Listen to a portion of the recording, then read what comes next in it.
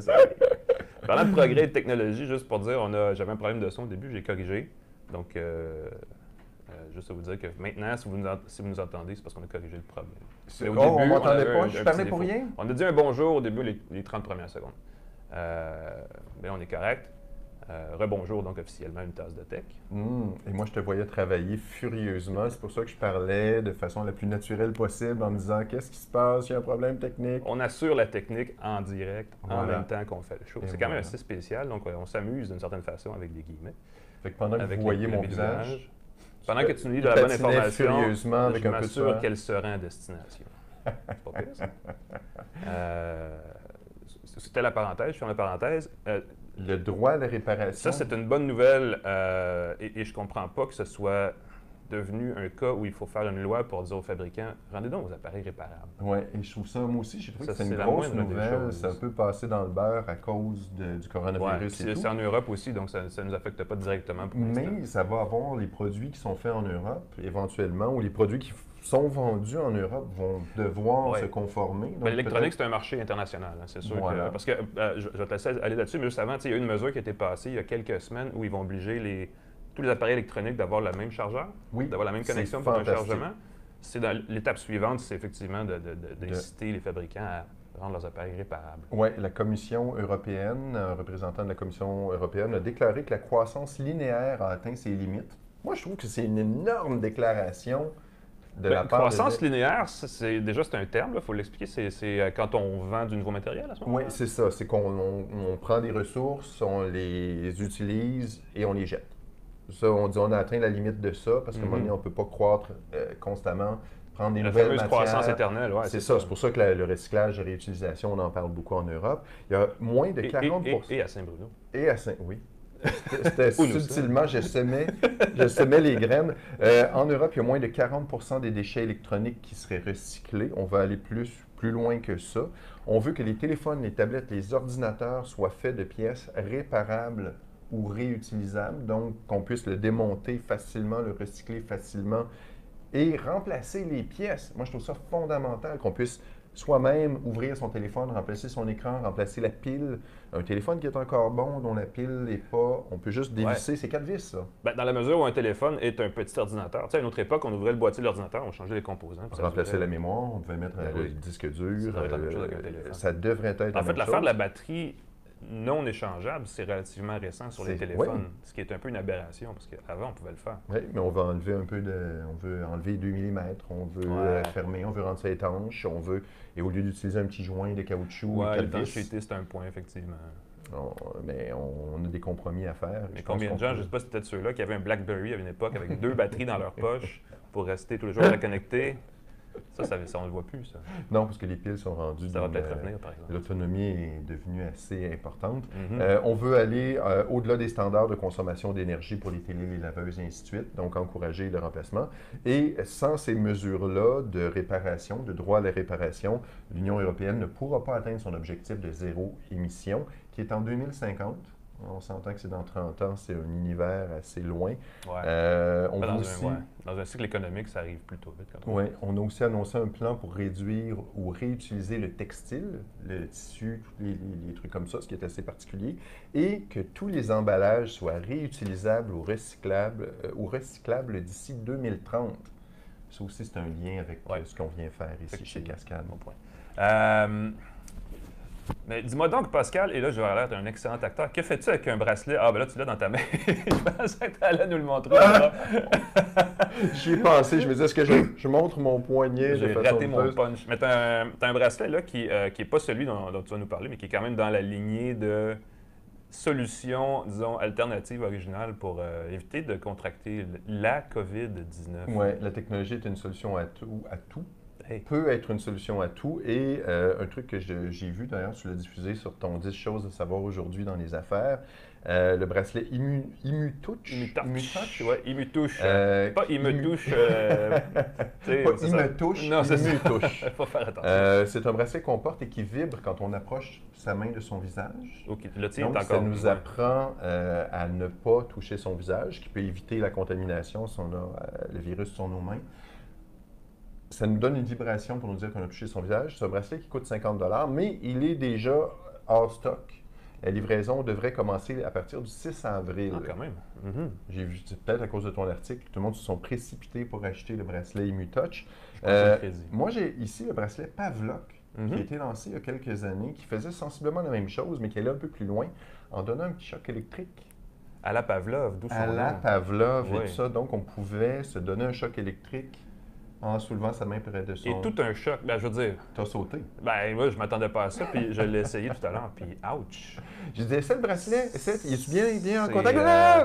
C'est garanti que ça défait les mauvaises habitudes, ce truc-là. Oui, et donc c'est ça, on peut utiliser la fonction approcher la main de son visage. D'ailleurs, juste en approchant la main de mon visage, où il y a un choc, ou un choc. Lui, il fonctionne avec un modèle d'affaires très particulier, c'est une location. Ah bon? C'est 30 $ par mois et on peut l'acheter 180 $. Ou on peut le retourner à la fin? Je comprends ça. C'est comme tu paies 30 $ tant que tu l'as et le but, c'est de te conditionner à régler un problème. Fait qu'une fois que tu as réglé le problème, tout ça, puis il t'offre avec l'abonnement tout un service de motivation, de conditionnement pour t'encourager à vaincre tes mauvaises habitudes. Ça peut être se jouer dans les cheveux, se ronger les ongles. Il y a une petite logique d'économie circulaire là-dedans. Oui, parce que si tu retournes le bracelet, puis ça te motive aussi. Le reconditionner, le réutiliser. Oui, puis c'est le côté motivationnel que si tu règles ton problème en un mois, ça te coûte 30 $. Ça te prend 2 mois, 3 mois. Tu es rendu à 6 mois, tu as aussi bien de l'acheter, puis tu as un autre genre de problème. Tu n'as pas réussi à régler le comportement que tu essaies de corriger. Tu as un autre choc? Je vais passer mon tour. C'est terrible parce que moi, je l'ai utilisé quand il a été lancé. Oui. Et je me souviens que j'ai eu quelques chocs. Et après ça, j'avais une peur viscérale du bracelet. Ah, je peux comprendre. Il était sur mon bureau, là, et j'ai... Ah! C'était malaisant. C'est un petit choc électrique, c'est rien qui électrocute. Et il était qu'à 10 %. Toi, je t'ai donné 20 %. Ah, ouais, un peu. Double dose. J'ose pas imaginer à 100 % et mon Dieu, que tu sursautes, c'est désagréable. Ça doit être inhumain. Alors, je peux et puis, tu n'as pas le goût de manger des bonbons, de penser inutilement. Je peux comprendre. Des choses, des mauvaises habitudes qu'on peut régler, j'en suis. Je n'aurais pas réglé l'habitude de prendre un bon café dans ma tasse, une tasse de tech. Et là, il y a une histoire derrière tout ça que je vais déposer sur mon sous-verre qui est bien écrit dessus Cascade, parce que nous nous trouvons, comme on l'a dit en début d'émission, au siège social de Cascade à Saint-Bruno de Montarville pour parler d'innovation ouverte. C'est un thème, écoute, c'est un peu un buzzword tellement que c'est un thème qui a été adopté par bien des gens dans diverses industries. Cascade, avec la Fondation Osmo, ils ont créé un programme d'innovation ouverte qui est un petit peu différent de ce qu'on peut imaginer. Pour en parler, on a Carl Blanchet, qui n'est pas ce que je pensais qu'il était. Parce que je regardais dans la documentation que j'avais le président et COO, donc chef de l'exploitation de la division groupe produits spécialisés. Mais c'est pas exactement ça. Non, je ne sais pas. Mon vrai titre, c'est je suis directeur corporatif innovation pour Cascade. Voilà. Innovation. De toute façon, qui est le thème de la conversation qu'on va avoir. C'est un programme que vous avez mis en place. C'est un peu un modèle de start-up à l'interne. Est-ce que c'est un peu ça? Non, en fait, c'est un appel aux start-up à l'externe. À l'externe? Pour régler des enjeux qu'on a à l'interne. OK. Qui est, en gros, si on veut, ça définit un peu ce qu'est l'innovation verte. Vous avez un problème à l'interne, vous ouvrez les portes, venez le régler, on en discute ensuite. Oui. Ça a eu lieu quand? Est-ce que vous avez commencé ça? On a commencé à réfléchir au programme fin 2018. On a défini quels enjeux qu'on voulait attaquer avec cette nouvelle initiative-là. On a parti le programme en juin 2019. Okay. On a lancé l'appel aux startups. L'été dernier. Oui, l'été dernier. 6 mois, ça a pris 6 mois là, entre le jour du lancement et, je dirais, la sélection des potentiels startups pour une collaboration potentielle entre nous. Donc, c'est très rapide. Et puis, on a lancé ça dans le monde.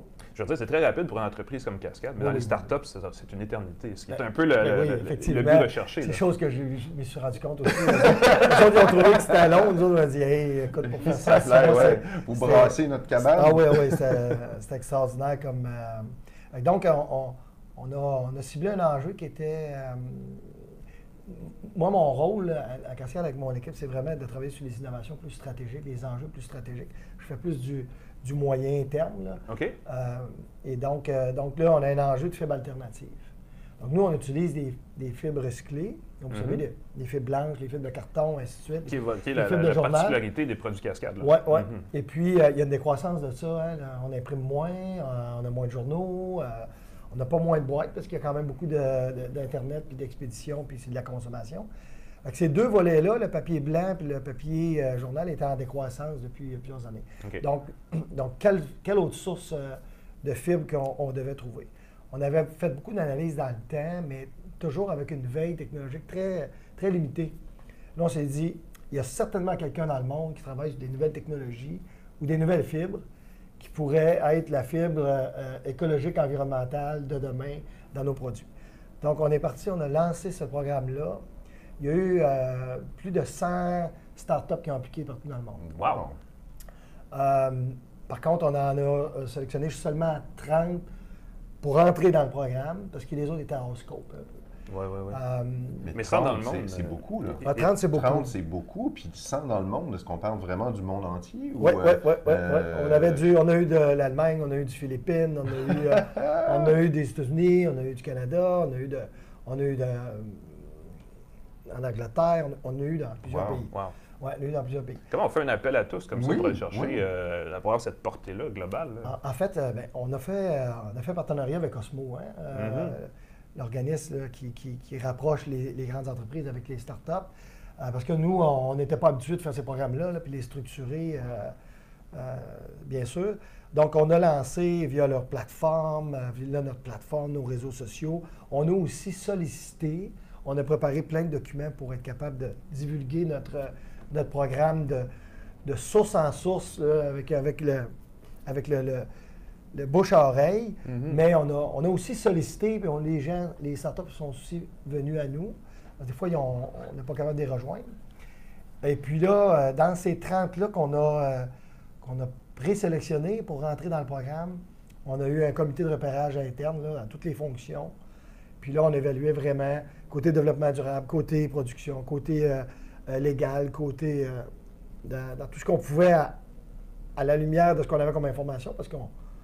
Donc là, on a présélectionné 10. Ces 10-là, ils ont présenté devant l'exécutif de Cascade. Est-ce que c'était 10, pour le dire comme ça, 10 solutions de fibres alternatives différentes, genre, tu sais, du fibre de plastique ou peu importe, là, des matières différentes? Là. Il y avait deux choses. Il y avait des fibres ou des technologies. Okay. Il y a des startups qui avaient des technologies pour traiter une fibre X ou plusieurs fibres, puis il y en a d'autres qui avaient des fibres, puis il y en a certaines qui avaient des fibres et des technologies ensemble pour traiter. Ouais, combinaison. Donc on a regardé on a vu plusieurs types de fibres, que ce soit le chanvre, le miscanthus. La beauté, là, c'est que... Le miscanthus? Le miscanthus. Wow! Ouais. On n'entend pas ça souvent. C'est une plante? C'est un... en fait, miscanthus, c'est une plante...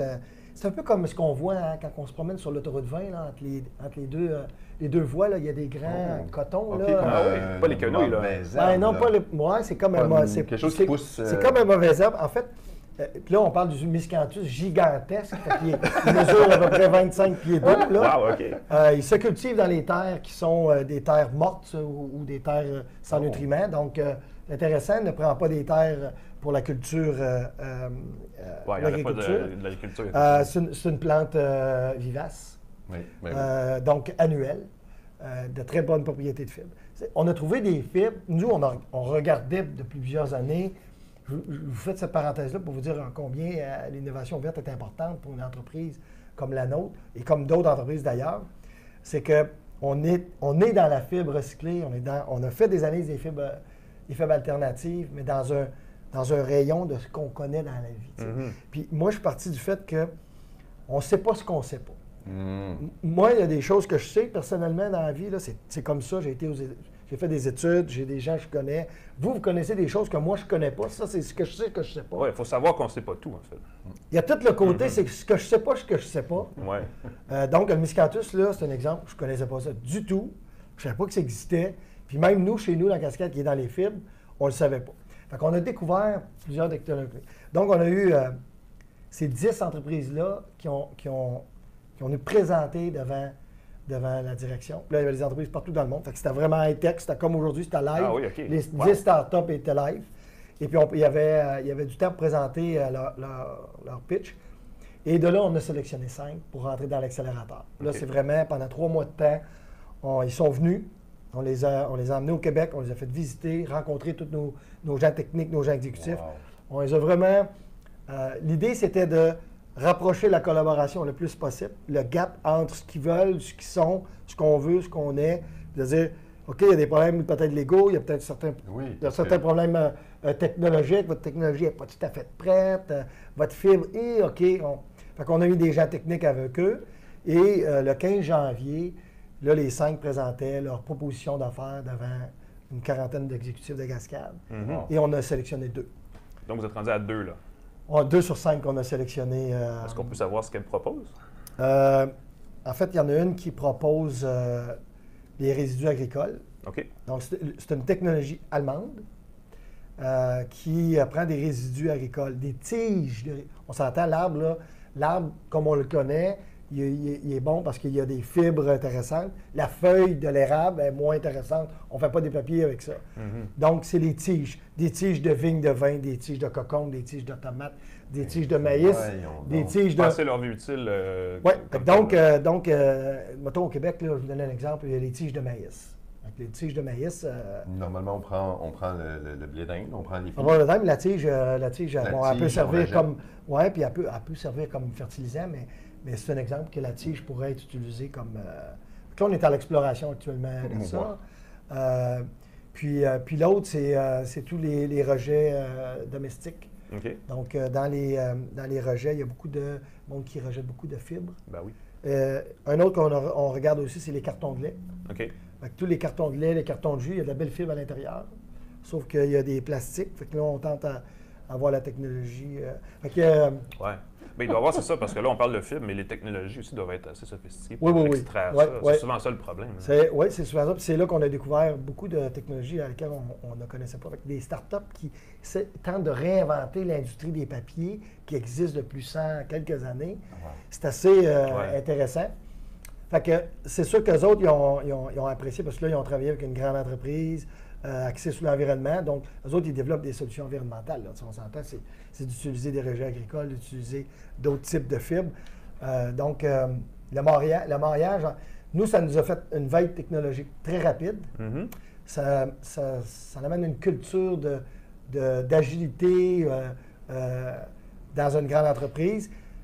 La petite start-up, elle a accès à des C-level, elle a accès à de la technologie, d'une structure qui permet à la petite start-up d'accélérer son développement, d'avoir accès à un gros client potentiel aussi. Il y a un choc des cultures, c'est sûr, dans la façon de faire. Il y a un choc des cultures.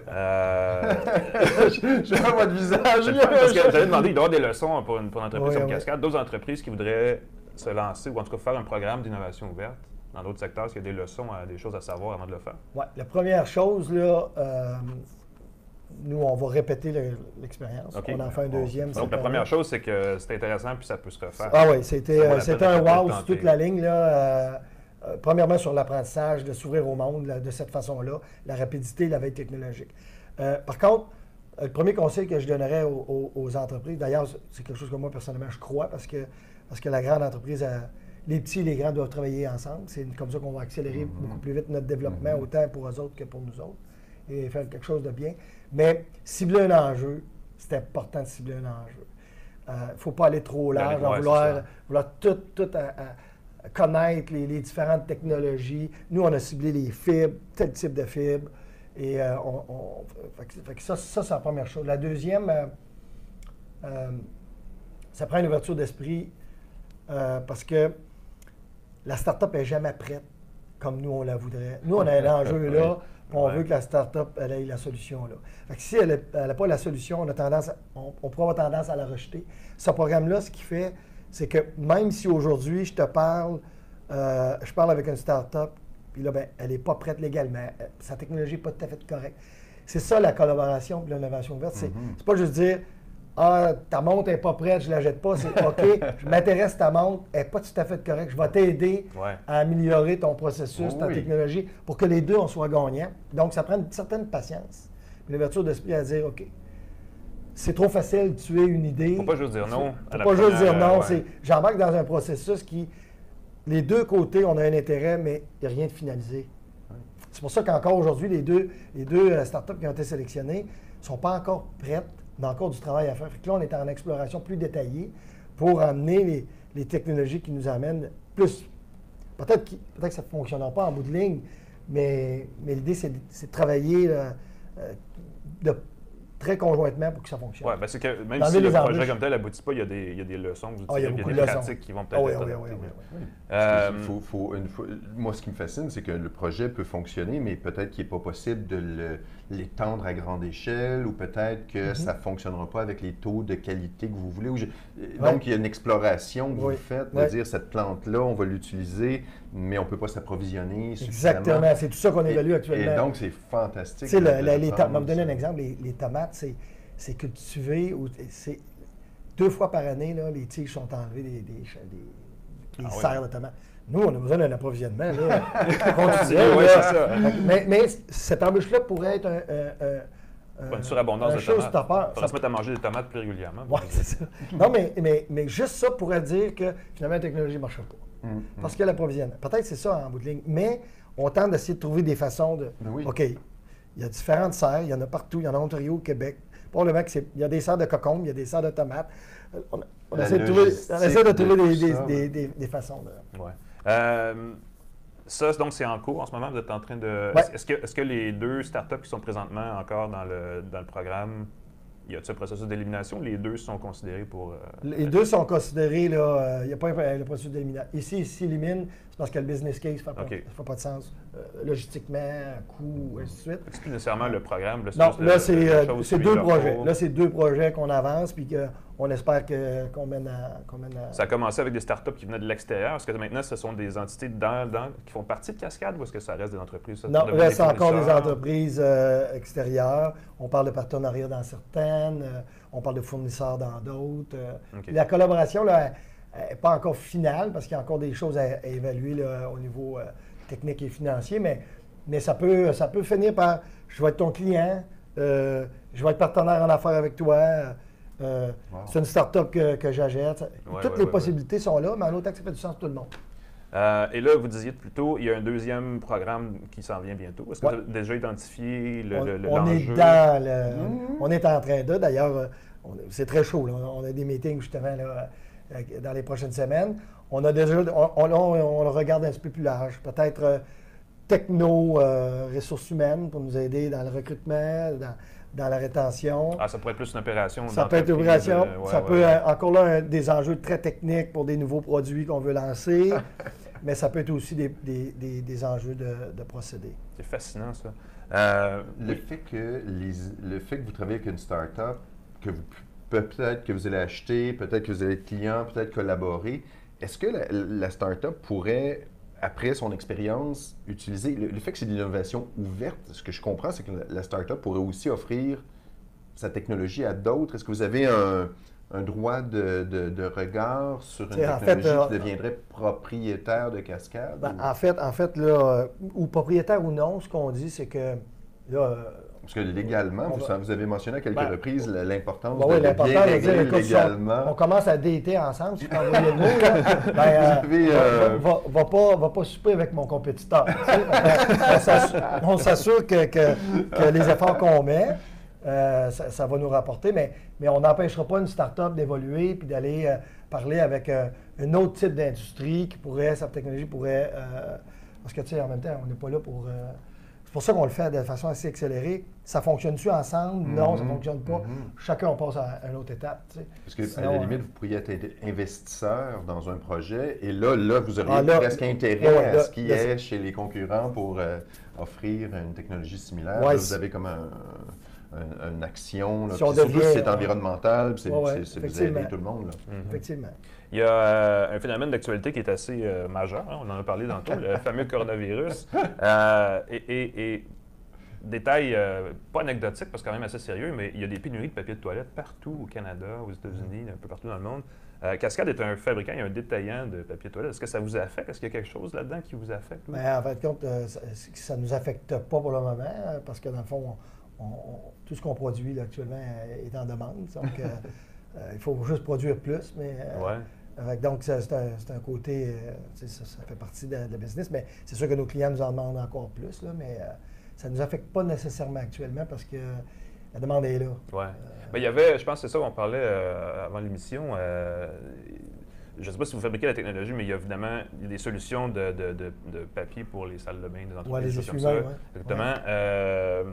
Est-ce qu'il y a des recommandations que vous donnez aux gens par rapport à ça? Parce qu'on dit aux gens, lavez-vous les mains, tout ça. Est-ce qu'il y a des choses à savoir par rapport à ça? Est-ce que le séchoir, par exemple, à main est moins efficace que du papier? Est-ce des choses comme ça que vous avez regardé déjà pour... On a déjà, oui, c'est sûr, on a déjà regardé ça. Une des meilleures façons de se nettoyer les mains, c'est des laver, mais surtout des sécher. Premier détail, deuxième détail. Parce que si les gens ne sèchent pas bien leurs mains, puis le papier, c'est un absorbant naturel, donc la fibre, fait que de bien s'essuyer les mains avec le papier, parce qu'aussitôt qu'il reste de l'humidité dans les mains, puis qu'on prend le contact avec la poignée ou ainsi de suite, bien, l'humidité, les bactéries se propagent encore plus. Donc, bien s'essuyer les mains avec du papier à la main, c'est encore la meilleure solution. C'est la meilleure solution. Bon savoir, prenez des notes à la maison.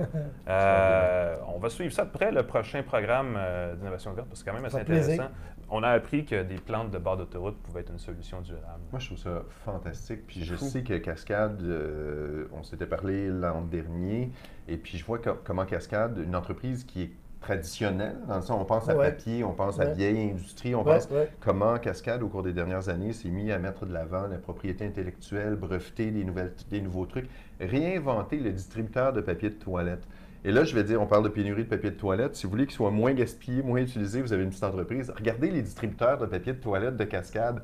Ils sont fantastiques. Je me permets, j'ai tellement eu des... J'en parle avec des frissons sur les bras, mais comment quelque chose d'aussi simple qu'un distributeur de papier de toilette peut faciliter l'entretien, aider le travail des concierges, minimiser le gaspillage des papiers, parce que les gens, ça bloque, ça... Et en bout de ligne, c'est une technologie, là, si on regarde la distributrice, là, qu'on a développée, là, pour tout faire ça, c'est une technologie extraordinaire. Ça a l'air banal, mais c'est compliqué. Ça a l'air banal, mais c'est compliqué. Elle est esthétique. Le distributeur de papier de toilette est esthétique. Et là, ça règle le problème de mettre le papier de toilette dans un sens ou dans l'autre. Ce qui est une question éternelle. Question éternelle. De quel côté on déroule? Est-ce qu'on le déroule vers l'extérieur, qui est, selon moi, la bonne façon, ou vers l'intérieur, qui, selon moi... Il faut toujours vers la coupure et sur le dessus. C'est ça la règle? Voilà, j'avais raison. T'en utilises une feuille de moins si tu fais ça. Oh! Ah oui? Vers l'intérieur? Oui. Oh wow! Ben, ça, c'est du fait qui manque dans le débat depuis toujours sur le papier de toilette. Merci, une tasse de tech. Merci. Merci, Cascade. Merci beaucoup, M. Blanchet. À ne pas faire. Quelle mauvaise habitude. On va refaire comme ça. On fait ça comme ça. Merci à grand délire d'avoir des mauvaises habitudes. Il manquait le bracelet qui vide. C'est vrai. Oui, il manquait le bracelet. Je vais mettre ça la prochaine fois, ça ne me ferai pas prendre 2 fois ce jeu-là, c'est certain. Merci, M. Blanchet. C'est fou! J'ai déjà oublié le nom de la plante de bord d'autoroute qu'ils ont utilisée. J'ai juste l'eucalyptus, mais je sais que c'est pas ça, évidemment. Si on avait l'eucalyptus au Québec, ça se saurait, c'est comme rien. Miscanthus. Voilà, merci beaucoup. On me souffle dans notre grand studio des mots. Faut que tu fasses ça dans ce temps-là. Tu touches ton oreille. Ah oui, on disait à la régie, Miscanthus. Je fais du web, je fais pas de la télé traditionnelle. Je pense pas à avoir le doigt dans l'oreille. Je parle pas dans ma manche non plus, donc je ne suis pas un agent de sécurité.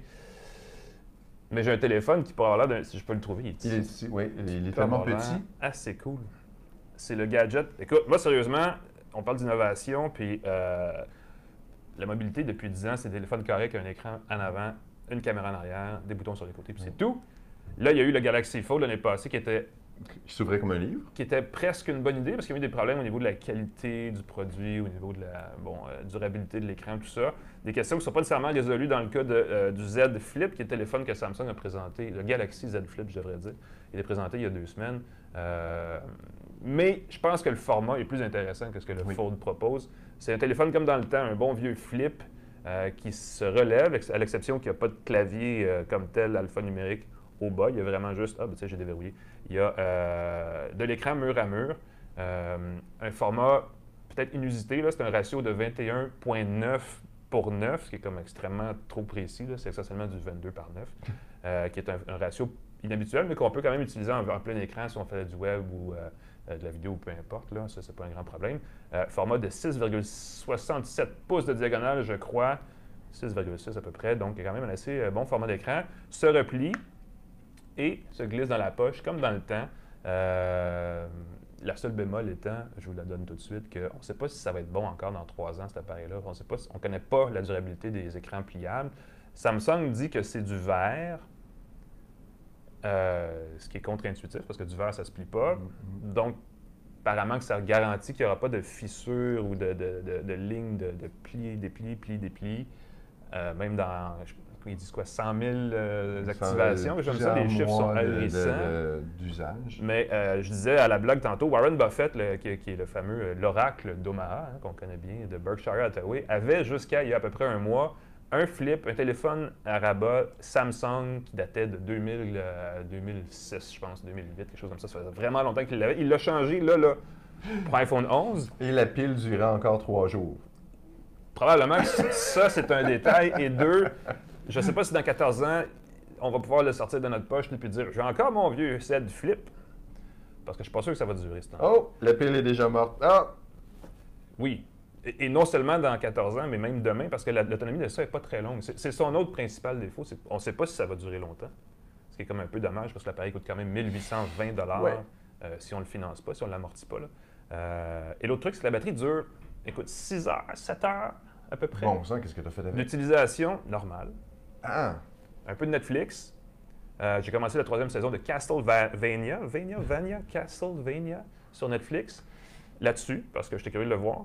Puis parce que le jeu vidéo, quand j'étais jeune, m'intéressait beaucoup. La série, je ne suis pas sûr encore. Mais le téléphone, il est super cool sinon. Je veux dire, c'est un format... C'est vraiment chouette. Intuitif, ultra mince. L'écran est mince, ça n'a aucun bon sens. Il n'y a pas de fente pour carte micro SD, par contre. Non. Ce qui aurait été le fun. Il n'y a qu'un port USB-C. Il y a la recharge sans fil, qui est un plus. On le dépose sur une plaquette, peu importe laquelle, ça se recharge. Il y a des tailles intéressantes et il y a un petit écran, je ne sais pas si le contraste le permet de le voir. Tout petit à l'avant. Qui donne l'état de l'heure, l'état de la charge, 1 ou 2 alertes quand elles surgissent.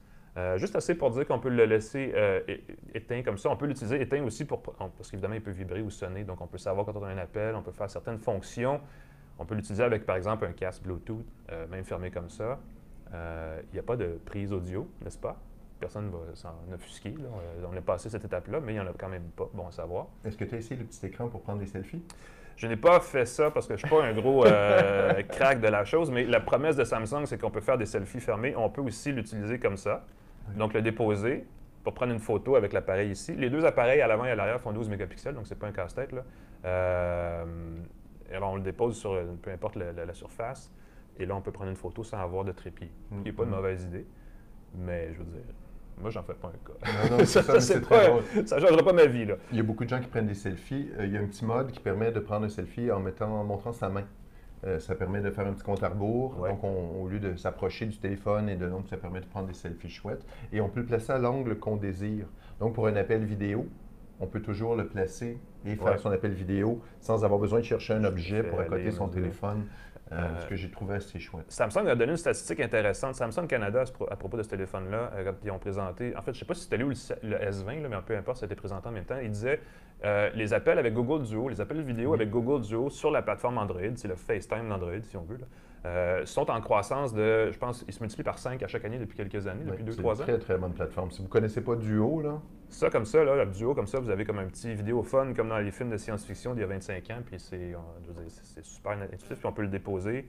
C'est mieux que tout le temps parler puis de chercher à trouver l'angle idéal. Ouais. On le met là puis c'est fini. Ouais. Gros plus pour cet appareil-là. Puis Samsung a intégré Duo dans la composition téléphonique. Fait qu'on a maintenant l'option, au lieu de téléphoner quelqu'un, on peut faire un appel Duo. Le bouton est là. 3e petit défaut, l'interface graphique n'est pas top. Je pense qu'il appelle le One UI chez Samsung. Le plus qu'on peut, à mon avis, évidemment, le rendu là, c'est plus subjectif, mais plus qu'on peut revenir à l'interface par défaut d'Android 10, là-dessus, mieux l'appareil se manipule, s'utilise, plus il est ergonomique. Oui. C'est un peu triste à dire, mais c'est souvent la lacune de la plupart des fabricants tiers là, qui ne sont pas Motorola, parce qu'eux, ils utilisent la version stock et les Nexus. Ça serait pourtant si simple. OnePlus est assez proche de l'interface. Même, je trouve qu'elle est un peu plus intéressante que la version de base. Mais LG, Samsung, il y a beaucoup d'applications préinstallées. C'est le fun, tu sais, c'est comme on te l'offre, c'est déjà, Facebook est déjà là, tu as la suite Microsoft, c'est ça.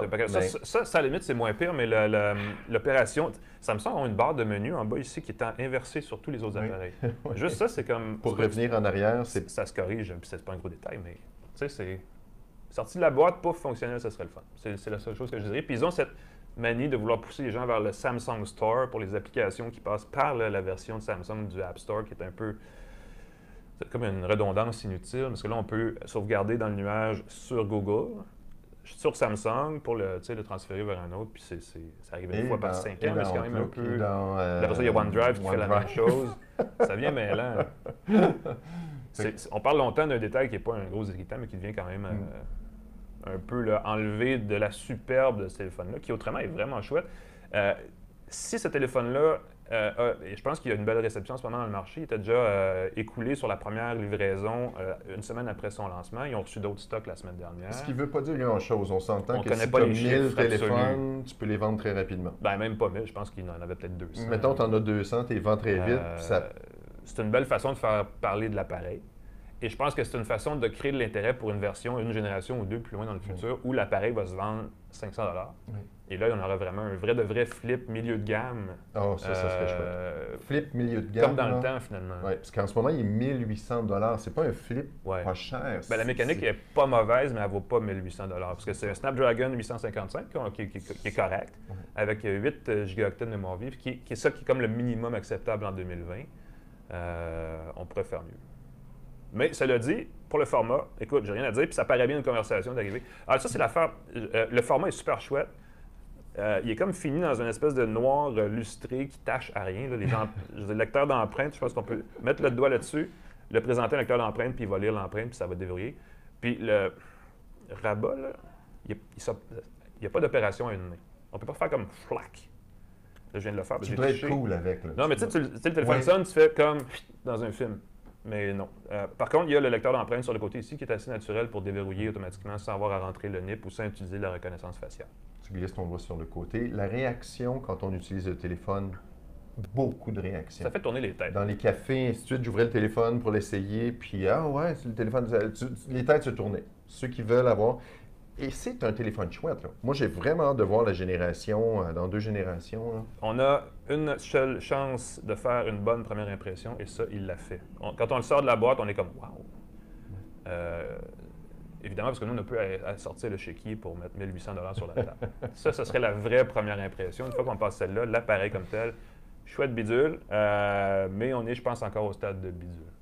Si vous avez à choisir entre ça et un S20, le S20, il n'y a aucun doute que vous allez être content. Puis pour le même prix, tu as le S20 Ultra. Exact. Donc, tu as la totale en termes de caméra. Avec toutes les caméras, avec le Space Zoom et tout le kit. Ouais, fait que c'est un choix à faire. C'est sûr qu'on parle d'appareil à 1800 $, donc c'est genre, on est vraiment dans le haut du marché. Et je pense que ce qu'on peut dire, c'est ça, c'est que dans 2 générations, cet appareil-là va être vraiment excellent.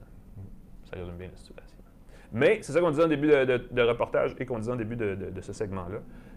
C'est de l'innovation quand même. On l'aime. C'est différent de juste, tiens, un autre appareil rectangulaire avec un écran en avant, puis c'est tout. Fait que, bel effort Samsung. Peut-être au tiers du prix, là, ça serait vraiment un méchant coup de circuit. C'est correct, ça? Oui. Sur ça, on va vous souhaiter une bonne fin de semaine. Nous, il faut qu'on parte, il faut qu'on fasse de la route, il faut retourner à la maison Notman parce que la semaine prochaine, on revient au bercail. Oui. Comme on dit, on va parler d'un autre sujet d'économie circulaire, de ressources alternatives. On a une start-up qui s'appelle Carbicrete qui va venir nous parler de comment on peut faire du béton à partir de gaz carbonique. Oh! Ben oui. Pas pire, ça? Et ainsi, paver les autoroutes et sauver la planète. Résumé grossièrement. Oui. Donc, on vous laisse mijoter ça et on vous revient la semaine prochaine avec une autre tasse de tech en direct de la Maison Notman à Montréal. Salut tout le monde. Coup de coude. Ah oui, c'est ça.